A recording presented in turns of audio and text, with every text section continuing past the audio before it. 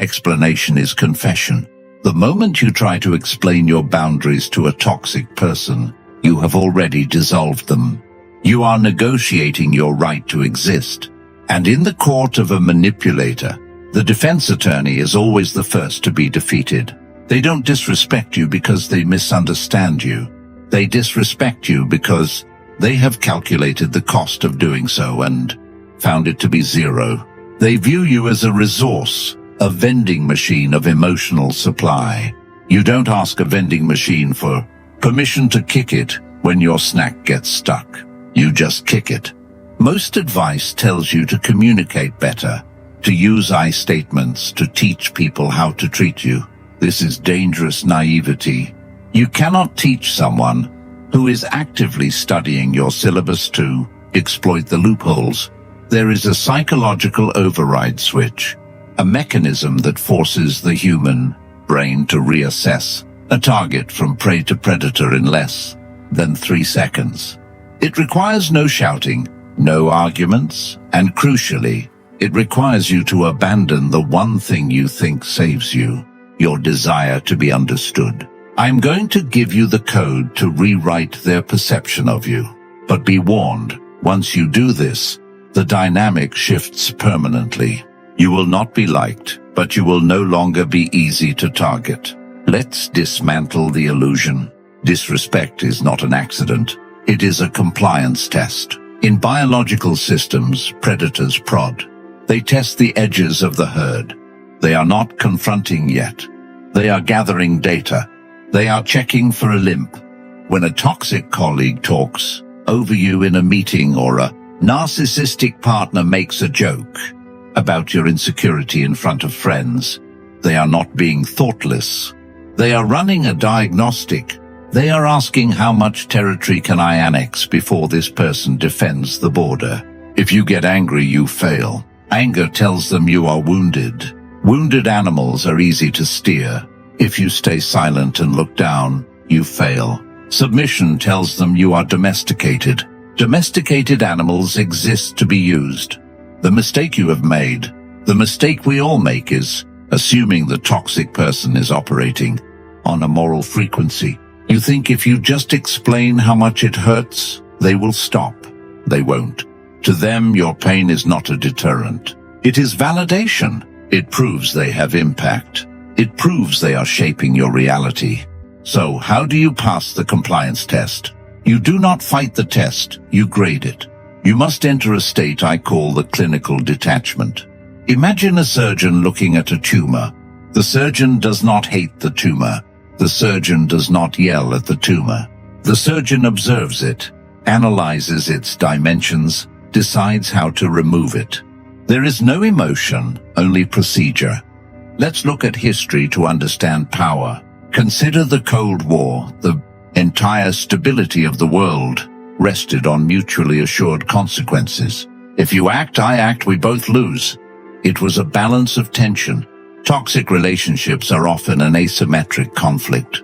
They use insults, triangulation, gaslighting, and you respond with feelings. You try to use diplomacy against someone playing a completely different game. You need to introduce psychological asymmetry. This means your reaction must never match the energy they project. If they are hot, angry, shouting, aggressive, you become absolute zero. Calm, factual, slow. If they are cold, silent treatment, withholding, icy, you become warm, unbothered, busy, engaged with others. You become the glitch in their algorithm. The toxic mind relies on predictability. A narcissist knows exactly which buttons to push to get a specific yield of supply. If they push the guilt button and you dispense an apology, the machine works. If they push the rage button and you dispense a confrontation, the machine works. When you apply asymmetry, the machine jams. Let's simulate this. They say you're too sensitive. That's why nobody likes you. The old you, the victim. That's not true. Why would you say that? I have plenty of friends. Result, you are defending. You are validating their judgment. You are feeding the machine, the new you, the architect. You pause.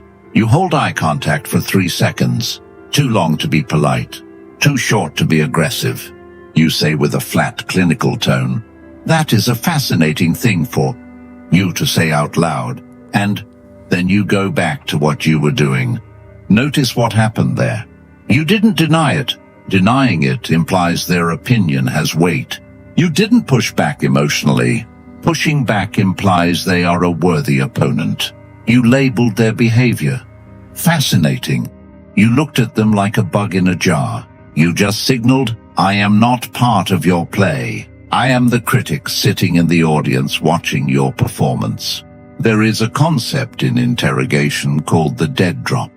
When an interrogator is trying to break a suspect, they look for hooks, emotional hooks. They try to find what the suspect cares about. Family, freedom, reputation. Once they find the hook, they pull. The dead drop is when the suspect gives them nothing to hook onto. It is different from the gray rock method you might have heard of. Gray rock is passive. It is hiding. It is hoping the difficult person loses interest. The dead drop is active. It is intentional boredom. I want you to recall the story of Diogenes the Cynic. When Alexander the Great, one of history's most powerful rulers, approached him expecting reverence, Diogenes remained resting in the sunlight and treated the encounter with complete indifference. That psychological posture is what matters here. This is the ultimate disruption to a narcissist. Indifference to their hierarchy. Toxic people believe they are the main character. When you disrespect them back, you are playing the villain. You are still a supporting actor in their movie. When you treat them with mundane indifference, you are telling them they are an extra in your movie. How do you execute this? 1. The broken record of facts.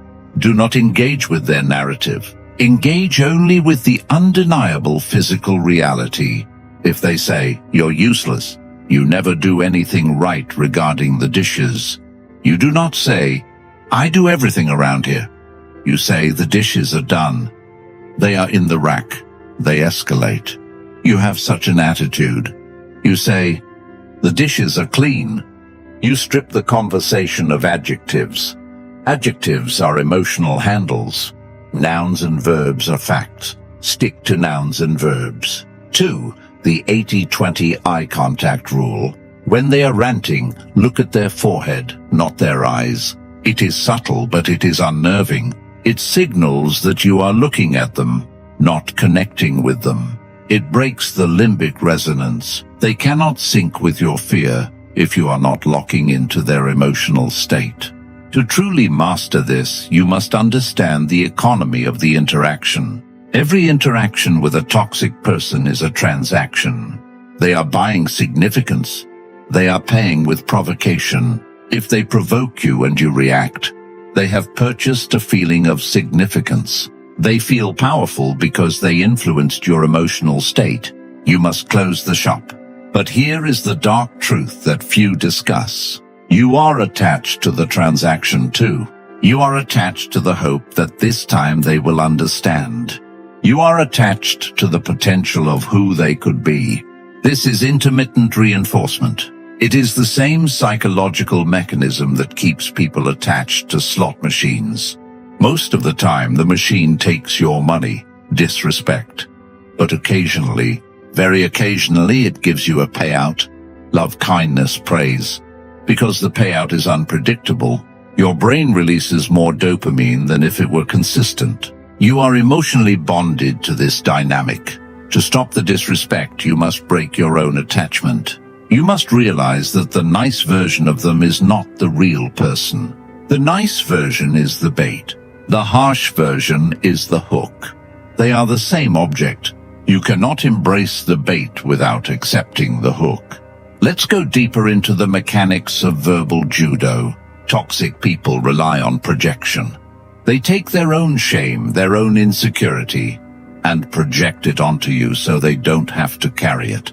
When they call you selfish, it is usually because they are demanding you serve them. When they call you crazy, it is because they are losing control of the script. The return to sender protocol is a method of verbally handing the baggage back to them. It requires short, piercing questions. Statements are defensive. Questions are assertive. Scenario: they are yelling at you, accusing you of ruining their life. Standard reaction: crying, apologizing, defending. Protocol reaction: wait for a pause. Keep your face completely relaxed. Ask: does yelling make you feel better? Note the phrasing. You didn't ask, why are you yelling? Which asks for an explanation. You asked about the function of the behavior. You are asking, is this performance working for you? Another phrase: I can see you are very upset. I will come back when you have regulated your emotions. Then, and this is the hardest part, you leave. You do not storm out. Storming out is a reaction. You walk away at a normal pace. You go to the bathroom. You go for a walk. You physically remove yourself from the situation. They will follow up. They will text you. They will say you are running away. Let them. You are conditioning the pattern like Pavlov's. Experiment. Stimulus. They yell. Response. Your presence vanishes. If they want your presence, which they do because they need emotional supply, they must learn that disrespect equals distance. The greatest weapon they have against you is your own expectation of fairness. You operate on the social contract. If I am good to you, you should be good to me. They operate on a one-sided contract. If you are good to me, you are weak, and I will take more. You must let go of the expectation of fairness. This sounds bleak. It is not. It is liberating.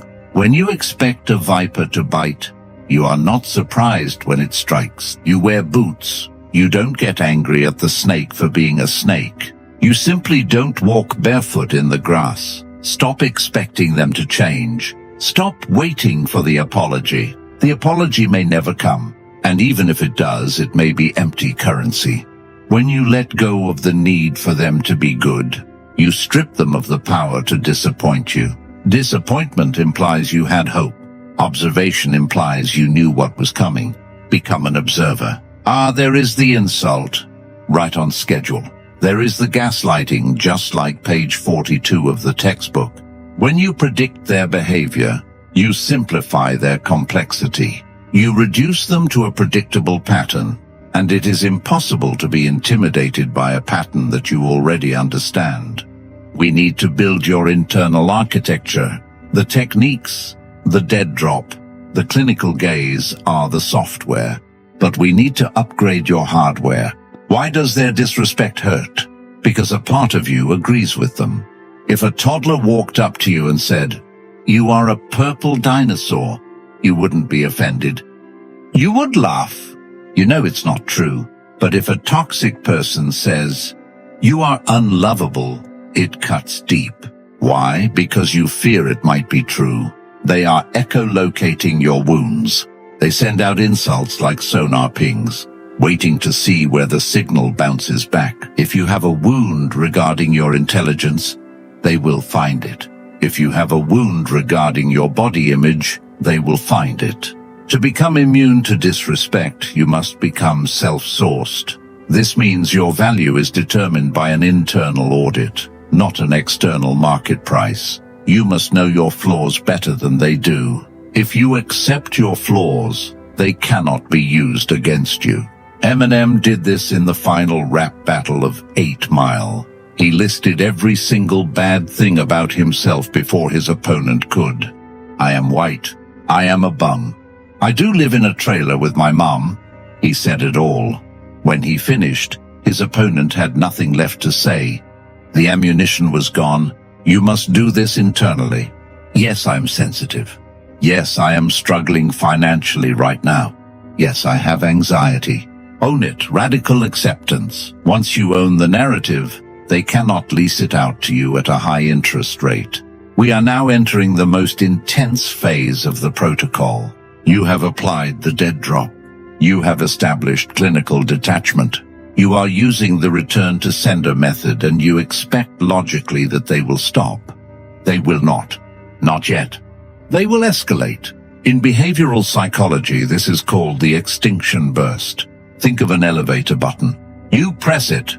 The elevator doesn't come. What do? Do you walk away immediately? No, you press it again harder repeatedly. You mash the button. You get frustrated. You might even hit the door. Only then, when the machine proves it is truly dead, do you take the stairs. When you stop reacting to a toxic person, you have cut the wires to their button. They are not going to shrug and walk away. They are going to mash the button. They will try to make you jealous. They will spread rumors, start a reputation attack. They will bring up your past mistakes. They will accuse you of being cold, harmful, or narcissistic. Projection. They are throwing everything at the wall to see what sticks. Most people fail here. They see the escalation and think, oh no, I've made it worse. I better apologize to keep the peace.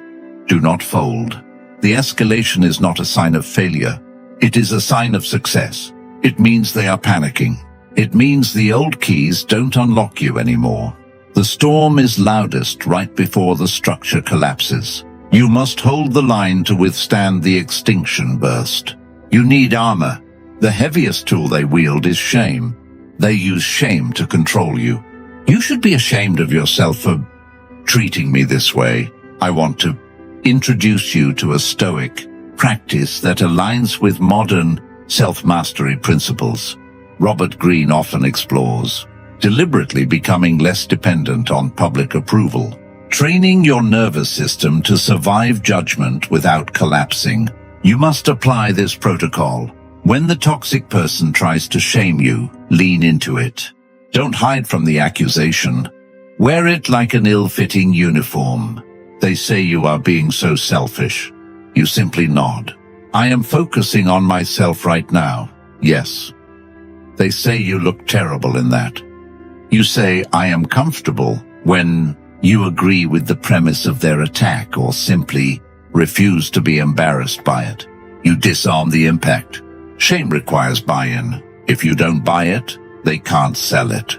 This brings us to a tactical maneuver known in assertiveness training as fogging. Imagine throwing a rock into a dense fog bank. Does the fog break? No. Does the fog throw the rock back? No. The fog simply absorbs the rock. There is no impact. The rock disappears. Toxic people want a hard surface to strike against. They want resistance. Resistance creates friction, and friction creates heat, drama. Fogging is the art of agreeing with the truth, the possibility, or the principle of what they say without agreeing to their demand. Let's look at the mechanics. Criticism. You're incompetent.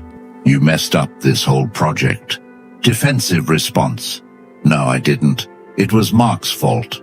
Hard surface resistance. Fogging response. You're right. There were definitely errors in the project. I can see why you're frustrated. You agreed with the truth. There were errors. You validated their emotion, frustration, but you did not accept the identity of incompetent. You offered no resistance. The rock passed right through you. Criticism. If you leave me, you'll end up alone. No one else will want you. Fogging response. That is a possibility. The future is uncertain. This is deeply unsettling to a manipulator.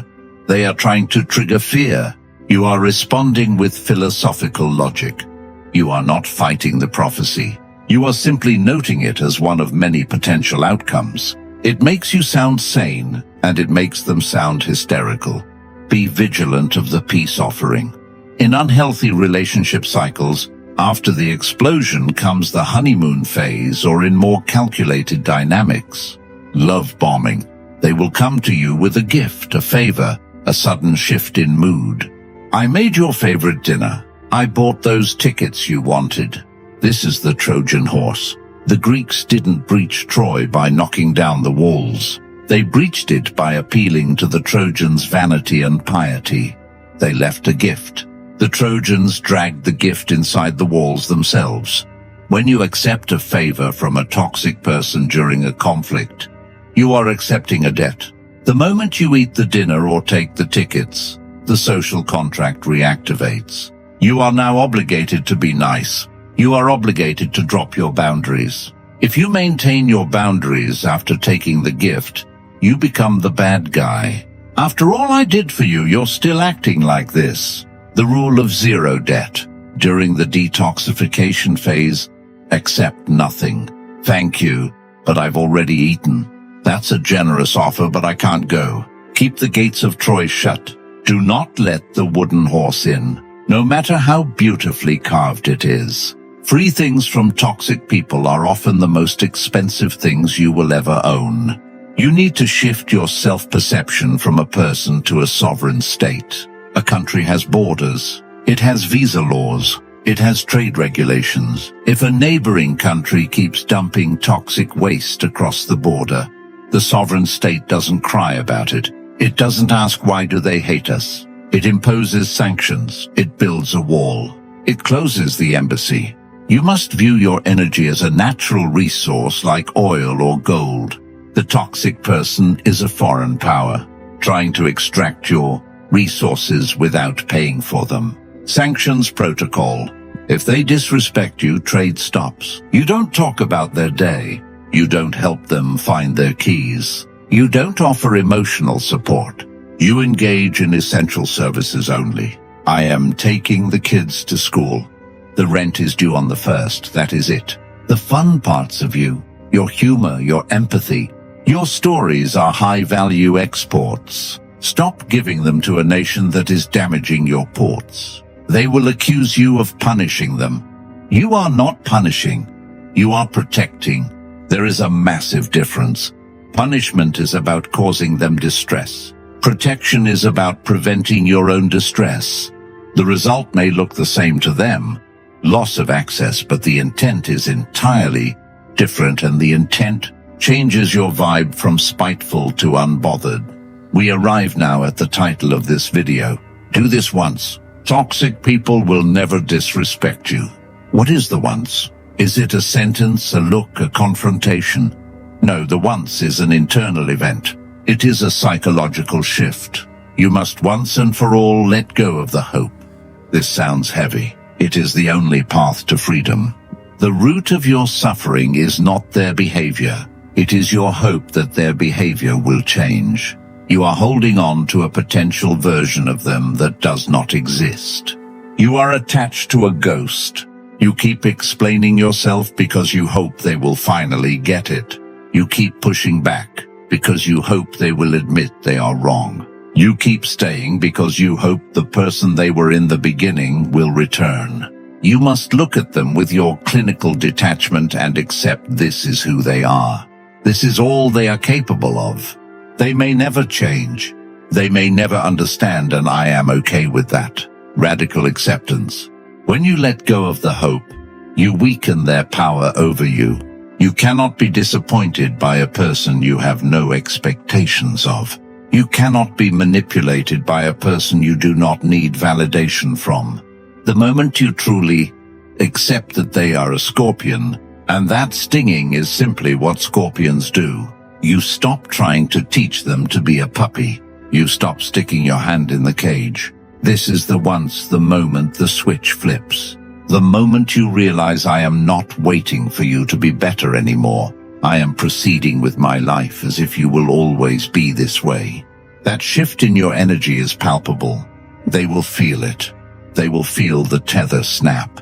They will know instinctively that you have emotionally stepped away, even if your body is still sitting in the chair.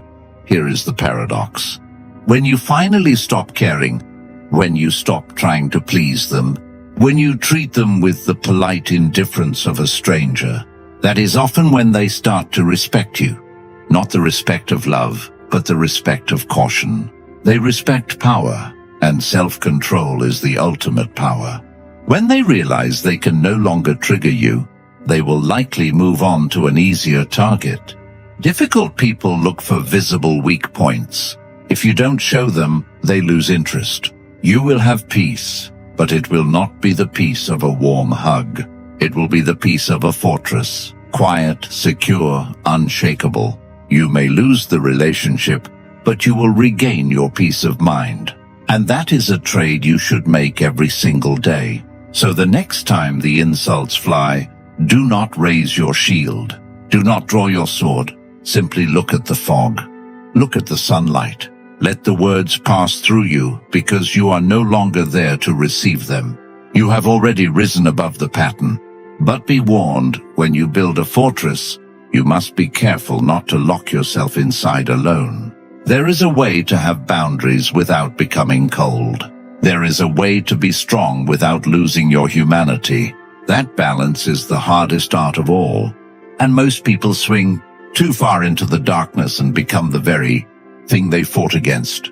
How do you keep your heart soft while keeping your walls hard? That is a secret for the initiated. If you're still here, you're not like the others. Subscribe if you haven't.